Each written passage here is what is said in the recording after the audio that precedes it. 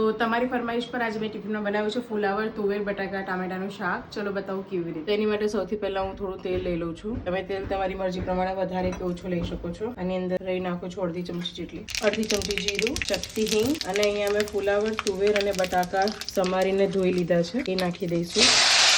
અડધી ચમચી જેટલી હળદર, અડધી ચમચી જેટલું મીઠું નાખીને મિક્સ કરી લઉં. હવે હું શાકની અંદર પાણી નથી નાખી રહી, શાકની ઉપર એક ડીશ મૂકું છું અને એની અંદર 1 ગ્લાસ જેટલું પાણી નાખું છું અને આવી રીતે જ આપણે એને ચડવા દેવાનું છે. શાક આપણું એકદમ ચડી ગયું છે. હવે અહીંયા હું 1 ટામેટું નાખી દઉં છું અને જોડે આપણે મસાલો કરી લઈએ. અહીંયા મેં અડધી ચમચી જેટલી ખાંડ નાખી છે.